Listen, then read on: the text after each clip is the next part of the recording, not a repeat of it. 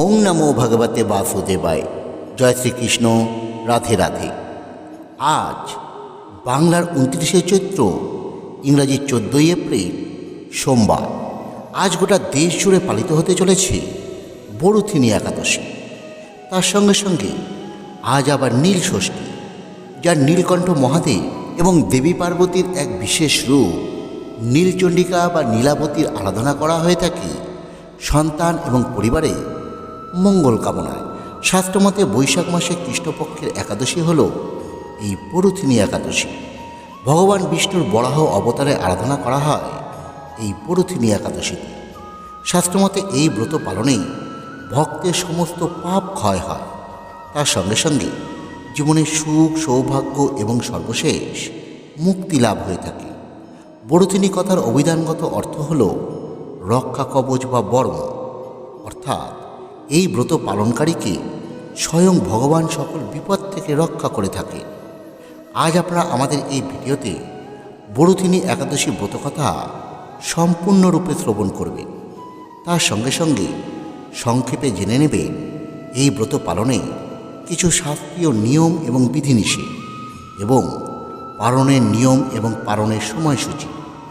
আজ যারা এই ব্রত পালন করবেন বলে মনস্থির করেছে, তারা আজ এই ব্রত পালনের পাশাপাশি এই বড়থিনী একাদশী ব্রতকথাটি অবশ্যই একটি বার হলেও শ্রবণ করবে। কারণ ব্রতকথা শ্রবণ বা কীর্তন না করলে ব্রত কোনো ফল প্রদান করে না। তবে যারা কোনো কারণে আজ এই ব্রত পালন করতে পারছেন না, তারাও যদি আজ 6টি দিনের মধ্যে একবার হলেও এই ব্রতকথাটি শুধু নিজ কানে শ্রবণ করতে পারে, তাহলে তারাও আজ এই ব্রত পালনের পূর্ণ ফল অনেকাংশেই লাভ করতে পারবে। তাহলে আসুন বন্ধুরা, আমরা এবার প্রথমে শ্রবণ করি বড়থিনী একাদশীর ব্রত কথা। বৈশাখ কৃষ্ণপক্ষিয়া বড়থিনী একাদশী ব্রত মাহাত্ম্য ভবিষ্যত্তর পুরাণে যুধিষ্ঠির শ্রীকৃষ্ণ সংবাদে বর্ণনা করা হয়েছে। যুধিষ্ঠির মহারাজ শ্রীকৃষ্ণকে বললেন, হে বাসুদেব, আপনাকে প্রণাম।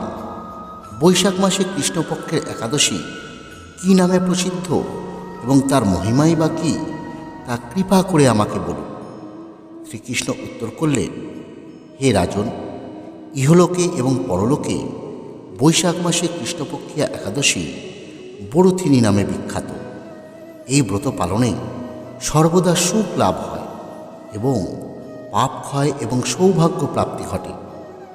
দুর্ভাগা স্ত্রীলোক এই ব্রত পালনে সর্বসৌভাগ্য লাভ করে থাকে। ভক্তি এবং মুক্তি প্রদানকারী এই ব্রত সর্ব পাপ হরণ এবং গর্ভবাস যন্ত্রণা বিনাশ করে।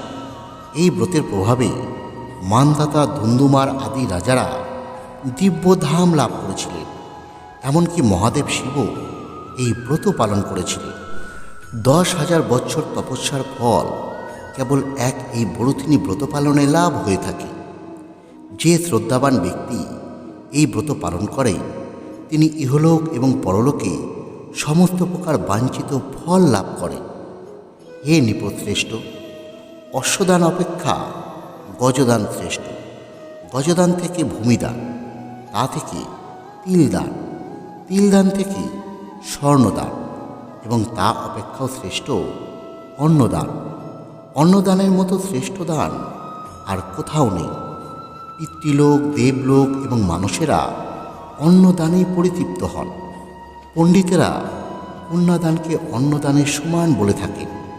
স্বয়ং ভগবান গোদানকে অন্নদানের সমান বলেছেন। আবার এই সমস্ত প্রকার দান থেকেও বিদ্যাদান শ্রেষ্ঠ। কিন্তু এই বড়থিনী ব্রত পালনে সেই বিদ্যাদানের সমান ফল লাভ হয়ে থাকে। পাপমতী যেসব মানুষ কন্যার উপার্জিত অর্থে জীবনধারণ করে, পুণ্যক্ষয়ে তাদের নরক যাতনা ভোগ করতে হয়। তাই কখনো কন্যার উপার্জিত অর্থ গ্রহণ করা উচিত নয়। যে ব্যক্তি বিভিন্ন স্বর্ণালঙ্কার সহ কন্যাদান করে, তার পুণ্যের হিসাব স্বয়ং চিত্রগুপ্তও করতে অসমর্থ হন। কিন্তু বড়থিনী ব্রত পালনকারী কন্যাদান থেকেও বেশি ফল লাভ করে। ব্রতকারী ব্যক্তি দশমীর দিনে কাঁসার পাত্রে ভোজন, মাংস, মুসুর, ছোলা, শাক, মধু, অন্যের প্রদত্ত অন্নগ্রহণ, 2 বার আহার এবং মৈথুন পরিত্যাগ করবে। দ্রুত ক্রীড়া, নেশার জাতীয় দ্রব্য, দিবানিদ্রা, পরনিন্দা, পরচর্চা, প্রতারণা, চুরি, হিংসা, মৈথুন, ক্রোধ এবং মিথ্যাবাক্য একাদশীর দিনে বর্জনীয়। কাঁসার পাত্রে ভোজন, মাংস, মসুর, মধু, তেল, মিথ্যাবাসন, ব্যায়াম, 2 বার আহার এবং মৈথুন এসব দ্বাদশীর দিনে পরিত্যাজ্য। হে রাজন, এই বিধি অনুসারে বরথিনী ব্রত পালনে সকল প্রকার পাপের বিনাশ এবং অক্ষয় গতি লাভ হয়। যিনি হরিবাসরে রাত্রি জাগরণ করে ভগবান জনার্দনের পুজো করে তিনি সর্বপাপ মুক্ত হয়ে পরম গতি লাভ করেন। তাই সূর্যপুত্র যমরাজের যাতনা থেকে পরিত্রাণের জন্য পরম যত্নে এই একাদশী ব্রত পালন করা সকলের কর্তব্য। বড়দিনী একাদশী ব্রতকথা শ্রদ্ধা ভরে পাঠ বা শ্রবণ করলে সহস্র গোদানের ফল লাভ হয় এবং সর্বপাপ থেকে মুক্ত হয়ে বিষ্ণুলোকে গতি হয়। বন্ধুরা, আপনারা এতক্ষণ শ্রবণ করলেন বরথিনী একাদশী ব্রত কথা। এইবার আপনারা আমাদের এই ভিডিওতে শ্রবণ করবেন কিভাবে এই একাদশী ব্রত আপনাকে পালন করতে হবে। আসুন সে বিষয়ে আমরা এবার আলোকপাত করি। একাদশীর দিন ভোরবেলা ঘুম থেকে উঠে শুচি পবিত্র হয়ে ভগবান শ্রীহরির স্মরণের মাধ্যমে দিন শুরু করতে হবে। সম্ভব হলে নিকটবর্তী মন্দিরে গিয়ে ভগবানের মঙ্গল আরতিতে অংশগ্রহণ করুন। এরপর ভগবানের চরণে চন্দন মিশ্রিত তুলসী পাতা অর্পণ করে ভক্তি ভরে একাদশী পালনে সংকল্প গ্রহণ করবেন। এই সময় আপনারা এই বিশেষ সংকল্প মন্ত্র উচ্চারণ করবেন। মন্ত্রটি হল একাদশ্যাং নিরাহার স্থিতা অহম অপরে হননি বক্ষ্যামি পুণ্ডরিকাক্ষ শরং মে ভবাচ্যুত। এই মন্ত্র বলে আপনাকে একাদশী পালনের সংকল্প গ্রহণ করতে হবে। এই পবিত্র তিথিতে গঙ্গা বা অন্য কোনো তীর্থের জলে স্নান করা অত্যন্ত শুভ।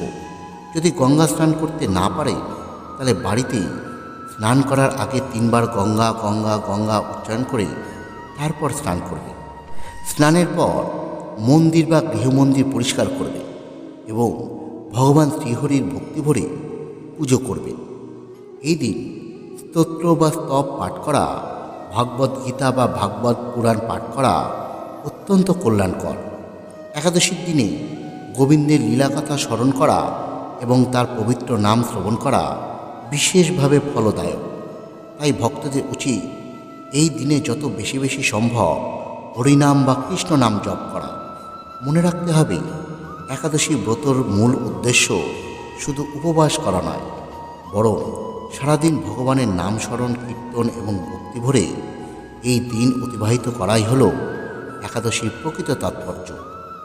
এই দিনে একাদশীর মাহাত্ম্য শ্রবণ করা অত্যন্ত শুভ। তাই আপনারা অবশ্যই এই একাদশী ব্রত পালন করুন আর না করুন, এই একাদশী ব্রত কথা শ্রবণ করবেন। একাদশী ব্রত পালন করার জন্য কিছু সাত্ত্বিক নিয়ম অনুসরণ করা প্রয়োজন। যেমন দশমীর দিনে 1 বার আহার করা, একাদশীর দিনে সম্পূর্ণ উপবাস থাকা এবং দ্বাদশীর দিনে 1 বার আহার করা। তবে কেউ যদি এই কঠোর নিয়ম পালন করতে অপারগ থাকেন তাহলে অন্তত একাদশীর দিনে উপবাস থাকা উচিত। আর তাও যদি সম্ভব না হয় তাহলে একাদশীর দিনে 5 প্রকার রবিশস্য বর্জন করে ফলমূল বা নিরামিষ আহার গ্রহণ করে এই ব্রত পালন করা যেতে পারে। শাস্ত্রমতে এই একাদশীর দিনে যে 5 প্রকারের রবিশস্য গ্রহণ করা নিষিদ্ধ তা হল ধান জাতীয় খাদ্য, গম জাতীয় সকল প্রকার খাদ্য, জব বা ভুট্টা, ডাল জাতীয় খাদ্য, এছাড়াও সরিষার তেল, সোয়াবিনের তেল, তিলের তেল ইত্যাদি। এই পঞ্চরবিশস্যের যে কোনো একটিতে যদি গ্রহণ করা হয় তাহলে ব্রত নষ্ট হয়ে যায়। এছাড়াও একাদশীর দিনে বিশেষ কিছু বিধিনিষেধ মানা প্রয়োজন। যেমন একাদশীর আগের দিন, একাদশীর দিন এবং একাদশীর পরের দিন চা, কফি, পান, সিগারেট সহ সমস্ত প্রকার নেশার জাতীয় দ্রব্য বর্জন করতে হবে। বিশেষ করে এই দিন আমিষ আহার বর্জন করবেন। একাদশীর কালে পরনিন্দা, পরচর্চা, মিথ্যা কথা বলা, ক্রোধ, অসৎ আচরণ, দাম্পত্য কলহ, দাম্পত্য সহবাস একদম পরিহার করে চলবে। ব্রতের আগের দিন রাত 11টার আগে অন্নভোজন শেষ করা উত্তম। একাদশীর দিনে দাঁত মাজা বর্জন করা উচিত। তাই আগের দিন রাতে ঘুমানোর আগে খুব ভালো মতো দাঁত মেজে নেবেন। একাদশীর দিনে সবজি কাটার সময় সতর্ক থাকতে হবে। কোনোভাবেই শরীরের কোনো অংশ কেটে যাতে রক্তপাত না হয়, কারণ এই দিনে রক্তক্ষরণ বর্জনীয়। যারা একাদশীর প্রসাদ রান্না করবেন তারা পাঁচফোড়ন ব্যবহার না করাই ভালো, কারণ এতে সরিষা বা তিল থাকতে পারে, যা একাদশীতে নিষিদ্ধ। এই দিনে শরীরে তেল মাখা, সুগন্ধি, সাবান, শ্যাম্পু, প্রসাধনী ব্যবহার থেকে বিরত থাকুন। এছাড়াও এই দিন দাড়ি গোঁফ কাটা, চুল কাটা, নখ কাটা এই ধরনের কর্মকর্ম না করাই শ্রেয়। এছাড়াও এই বরুথিনী একাদশীর আগের দিন অর্থাৎ দশমীর দিনে কাঁসার পাত্রে ভোজন করবেন না। মাংস, মুসুরের ডাল, ছোলার ডাল, শাক, মধু এবং অন্যের প্রদত্ত কোনো অন্ন গ্রহণ করবেন না। 2 বার আহার করবেন না এবং মৈথুন পরিত্যাগ করবেন। দ্রুতক্রীড়া, নেশাজাতীয় দ্রব্য, দিবানিদ্রা, পরনিন্দা, পরচর্চা, প্রতারণা, চুরি, হিংসা এই সমস্ত একাদশীর দিনে বর্জন করে চলবে। কাঁসার পাত্রে ভোজন করা এই দিন একদমই উচিত নয়। এছাড়া মাংস, মুসুর, মধু, তেল, মিথ্যাবাসন, ব্যায়াম, 2 বার আহার এসবও দ্বাদশীর দিনে পরিত্যাজ্য। বন্ধুরা, আপনারা এতক্ষণ শ্রবণ করলে এই বরুথিনী একাদশী ব্রত কিভাবে পালন করতে হবে। আসুন এবার জেনে নিই পালনের নিয়ম সম্পর্কে এবং তার সঙ্গে সঙ্গে জানি পালনের সময়সূচি। একাদশী পরের দিন অর্থাৎ দ্বাদশীতে নির্দিষ্ট সময়ে পালন করা অত্যন্ত গুরুত্বপূর্ণ। এই সময় ভগবানকে পঞ্চরবিশস্য নিবেদন করে তারপর প্রসাদ গ্রহণের মাধ্যমে পালন সম্পন্ন করা উচিত। ভগবানকে পঞ্চরবিশস্য নিবেদনের সময় এই পালন মন্ত্রটি উচ্চারণ করবেন। অজ্ঞান তিমিরান্ধস্য ব্রত নানেন কেশব প্রসীদশ মুখনাথ জ্ঞান দৃষ্টি প্রদো ভব। এই হল একাদশী পালনের পালন মন্ত্র। 2026 সালে বরুথিনী একাদশীর ব্রতের পালন পরের দিন অর্থাৎ 15ই এপ্রিল মঙ্গলবার করতে হবে। সেটি করতে হবে ভোর 6:57 থেকে সকাল 9:29 মধ্যে। বন্ধুরা, এই বরুথিনী একাদশী ব্রত মাহাত্ম্য, ব্রতকথা এবং এই একাদশী কীভাবে পালন করতে হবে সে বিষয়ে সবিস্তারে আমাদের ভিডিওতে জানবেন। ভিডিও যদি বিন্দুমাত্র আপনাদের ভালো লেগে থাকে তাহলে ভিডিওটি অবশ্যই লাইক করে চ্যানেলটি সাবস্ক্রাইব করে আমাদের পাশে থাকবেন। ধন্যবাদ। সকলে ভালো থাকুন।